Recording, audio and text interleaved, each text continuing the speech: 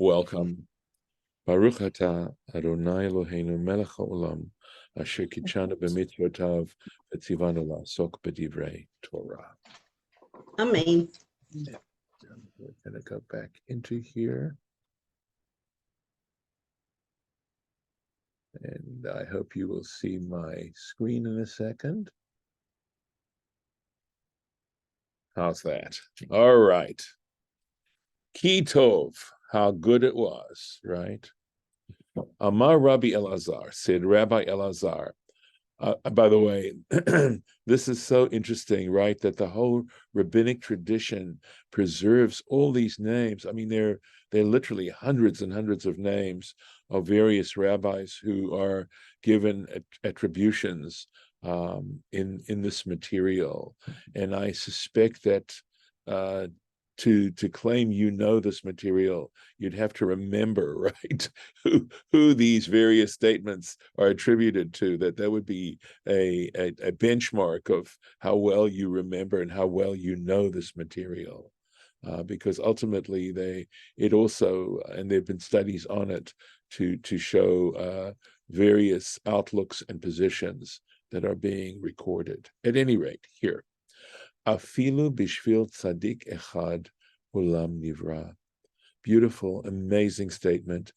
Even on account of one righteous person, the world was created. In other words, I think the way I'd rephrase it would be that the world was worth creating, even if there was only one individual who was a righteous person.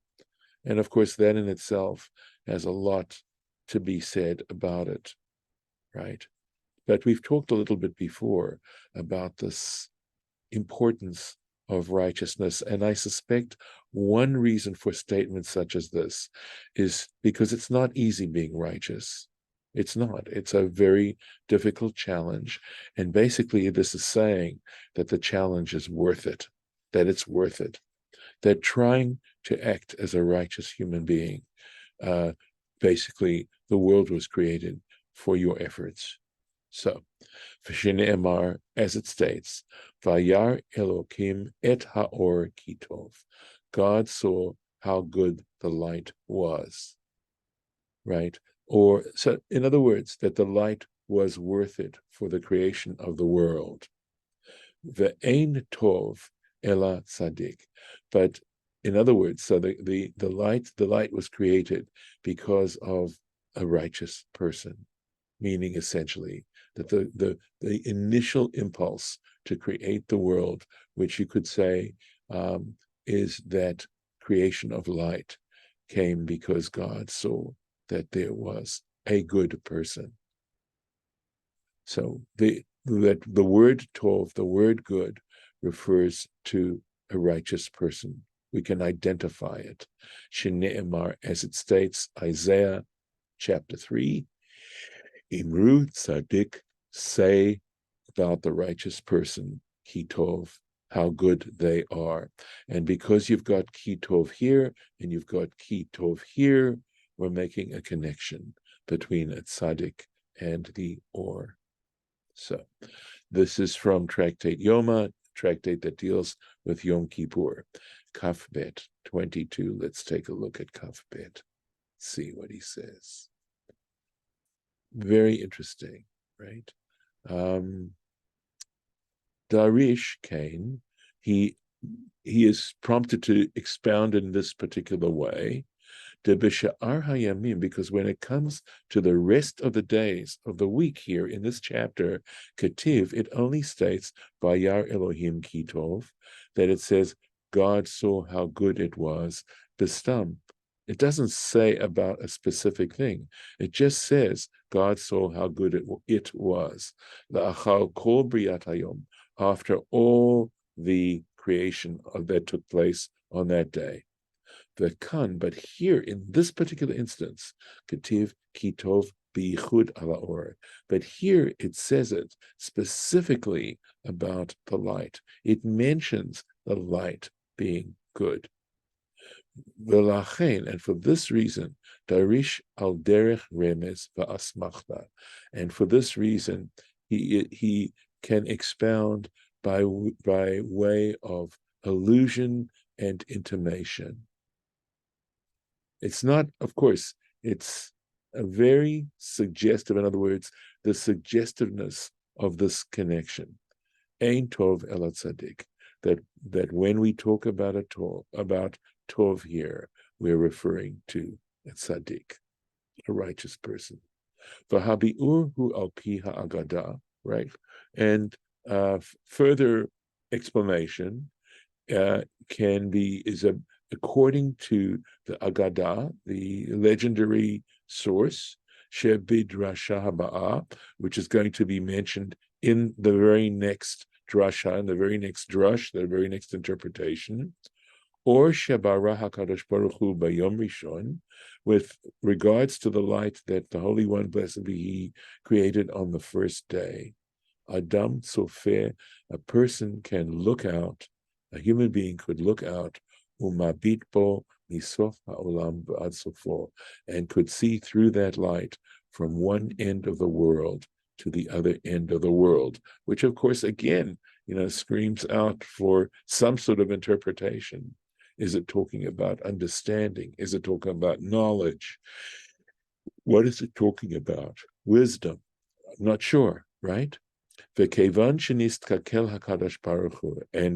on the other hand, we now, in contrast, that the Holy One, blessed be He, looked, since the Holy One, blessed be He, looked, Bedor Hamabul, looked out and saw the generation of the flood, Uvedor HaFlaga, and the generation of the dispersion, and that was the generation that followed the generation of the flood, where they all had one language, and what they did was to decide to create this Tower of Babel, which suggests hubris, a tower to storm heaven. Shema'asehem Makulkalim, whose actions were spoiled, awful, corrupted. Ahmad, he stood up, God took a stand. Veginzu latzadikim, ugnazo latzadikim latid labo, and he hid it away. He put it in a geniza, hid it away for the righteous in the future world. Shneimar, as it says, Vayar Elohim et haor ki tov, and God saw how good the light was. Ve'ein tov el tzadik, and by tov we mean a righteous person. So where it says Vayar Elohim et haor, this yar that God saw, right? That what God was seeing was how good the light was, and how wicked those generations were going to be, and how it needed to be hidden away for the righteous. And what this wants to say, Afki acharei shelo matza et hadorot re'uyim, that despite the fact that God didn't find the generations worthy the orzeh for this kind of light, hayad lo levatlo, despite the fact that God could have simply annulled and nullified this light, ach mipnei shira'ah, but because God saw, et haor shehu ra'ui lehivarei avur tzaddik, that the light was worthy of being created on account of a righteous person, shenikra tov, who is referred to as good, tzaddik, right? Lachen lo batlo, and for that reason, he didn't totally get rid of it, ela ganzo, but he hid it away. Umevuar deru'uya bria meyuchedet, and it's clear that it was worth creating a unique creation, something unique in this creation, the hibare avur tzaddik echad, even for the sake of one righteous person. The dok means, it generally means QED, that this light was worth being created, just for one tzaddik. Didn't want to get rid of this. So again, there's a lot left to our own imaginations and our own meditations as to the significance of this particular interpretation, and it is relatively well known, and I think it says a lot, right, about the world and the nature of the world, and what we need to strive for. Next, Kitov, right? And here we have it, just simply he quoted this already. Mar Rabbi Elazar, saying the same Rabbi Elazar, or Shebara HaKadosh Baruch Hu Bayom Rishon, the light that the Holy One, blessed be He, created on the first day. Adam Tzofebo, a person can look out through it, Misof HaOlam V'ad Sofo, from one end of the world to the end of the world. Kevan Shenistakel HaKadosh Baruch Hu B'dor HaMabul, but once the Holy One, blessed be He, looked at the generation of the flood, Uvador HaFlaga, and the generation of the dispersion, Shem Asim that their actions were spoiled, were corrupt. Amad v'ginzor l'tzadikim latat. Well, it's exactly what we were saying, right? He took a stand, he stood, and relegated it to he hid it, right? He hid it away for the righteous in the future time. Shne'emar vayar Elohim et haor kitov, as it states, God saw how good the light was. Ve'ein tov el tzadik, and when we talk about tov, we're referring to a tzaddik, a righteous person. Shne'emar, as it states, Isaiah chapter 3, Imru tzadik kitov, say how good a righteous person is. So that is a statement from Chagiga, a different tractate. And he simply says, this is, of course, Baruch Halevi Epstein says,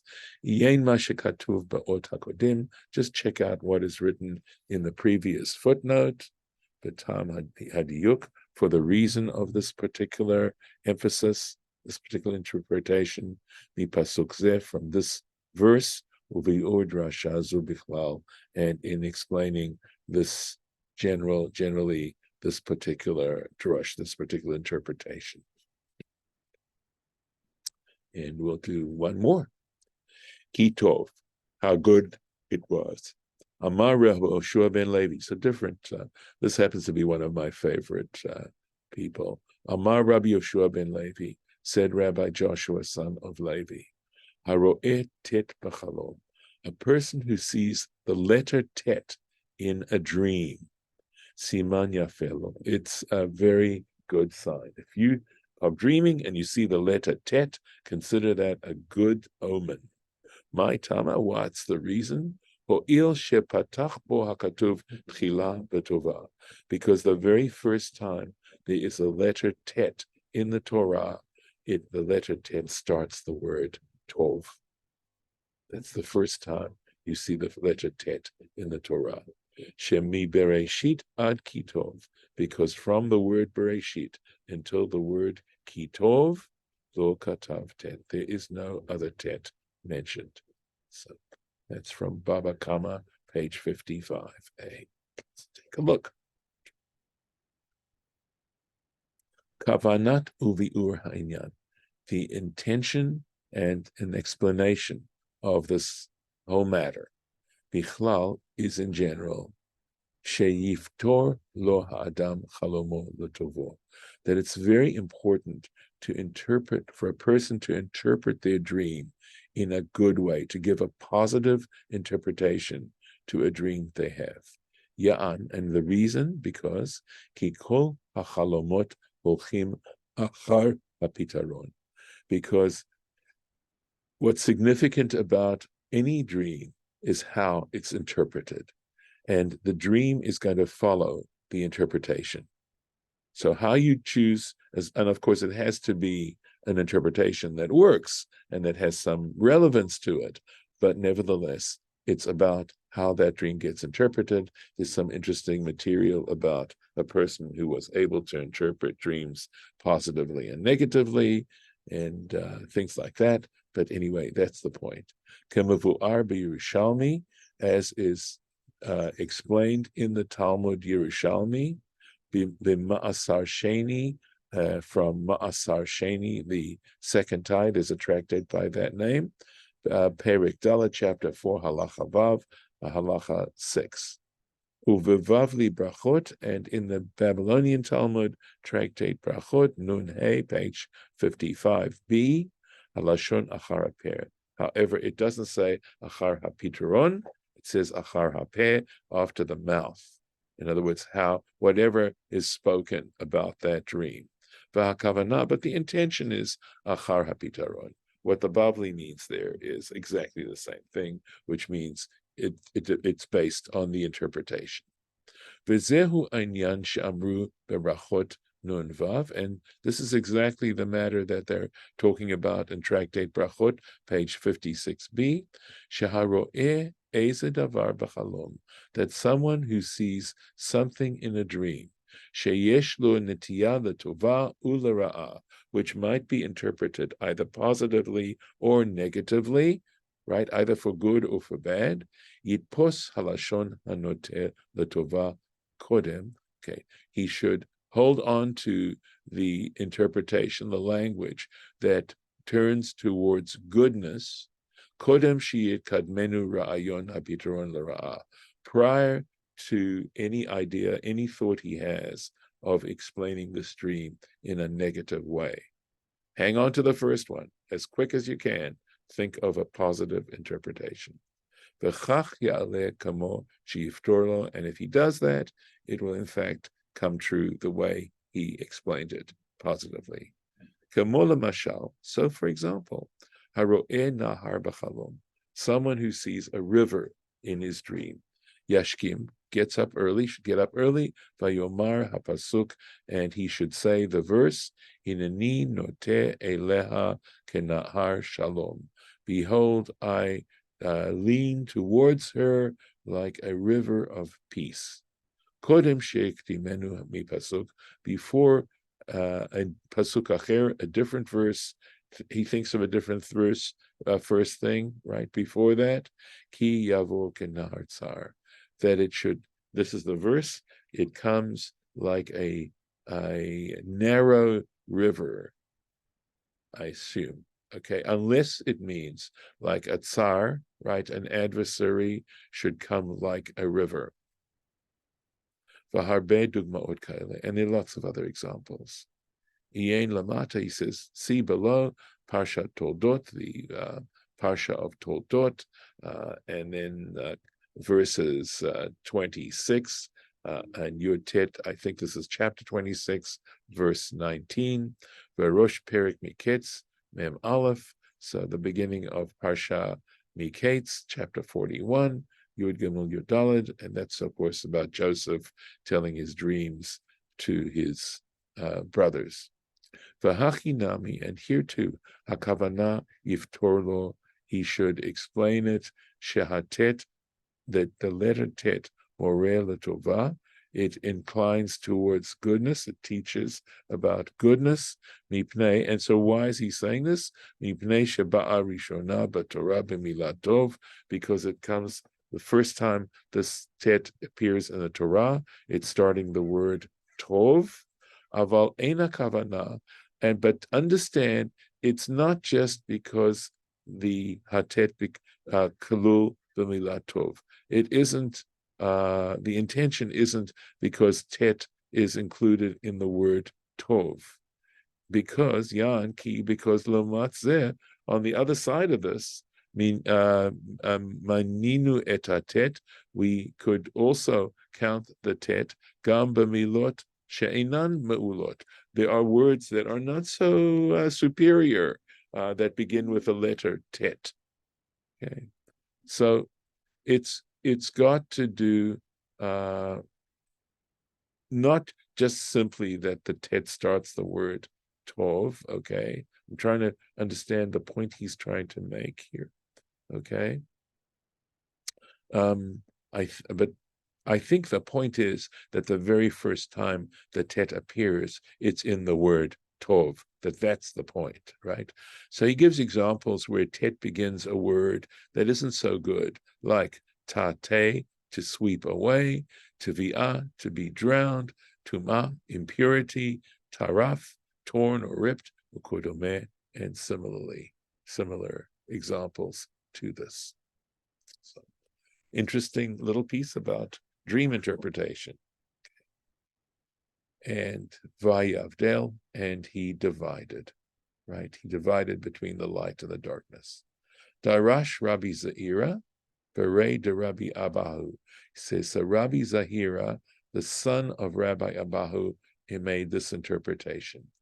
Minayin she'en mevarchin al haner b'motzei Shabbat. From where do we derive a halacha, a law, a point of Jewish law, b'motzei Shabbat? This is the Havdalah candle he's talking about. When the Shabbat, at the departure of the Shabbat, ad she'uto l'ora, you're not to do that until you derive benefit from its light. In other words, it has to be dark enough for the candle to be, the light of the candle being of benefit to you. Dichtiv, why? It says, Vayar Elohim et ha'or ki tov, because it says God saw how good the light was. V'hadar yavdel, and after that, immediately after that, it says how he makes a distinction between the light and the darkness. So obviously he has to be able to do that with the light that is there. So likewise, when we have Havdalah, because that's also Vayavdel, right? It's about marking a distinction. The light of that Havdalah candle has to be sufficient to make a distinction between light and dark, meaning, of course, that you'd need the candle in order to walk around and not bump into things or fall down or stuff like that. It becomes something useful. Let's see if we can start this. Okay, yep, we should be able to do it. Umitamze, and for this very reason, right, that one has to be able to benefit from the light of the candle, kaimalan, we have also tahasumeh, that one who is blind, enom mevarech al haner, doesn't make a blessing over the Havdalah candle, the Motzei Shabbat, as the Shabbat departs, because kevan, since she'eno yachol lahavchin ulavdil, because the light of that candle doesn't make it possible for him to distinguish or to separate. But on the other hand, the blind person is still obligated to say one of these blessings that is said before the Shema, Yotzer Or, who created light. He still has to make that blessing. Why? Hatam, because in that case, tam hadavar, the reason for that, mishum de kevan de tam habracha, is because the reason for this blessing, right? Hu mishum is because hanaat hahor. It's got to do with the enjoyment or the benefit that you get from light itself. Lachen mevarech, and for this reason, in other words, with the light of the Havdalah candle, he's not getting any benefit, but from the light of the sun that illuminates the world, he does. And so that's why he makes a blessing over it. Lachen mevarech, gamhu, he too is obligated to make this blessing. Mishum shenehene bazeh, because he does get benefit from the light of the sun. She'acherim ro'in oto, because other people can see him. Umatzilin oto min hapetachim umin hamazikim, and these people can see that he's blind, and they can make sure he doesn't bump into a doorway, or that he's able to find a doorway, or from anything else that might injure him.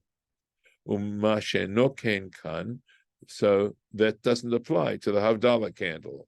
Tam habracha, here the reason for this blessing, mishum havchana v'havdalahu. It has to do with being able to distinguish and to separate. And because this blind person cannot use the light of the Havdalah candle to separate objects and to make a distinction between light and darkness, he is not obligated to make a blessing here, and in fact shouldn't make a blessing at all. So that is for today. And God willing, we'll check it out tomorrow. Okay, I'm going to stop the share. All right. Very good. So I'm going to stop the recording and thank you.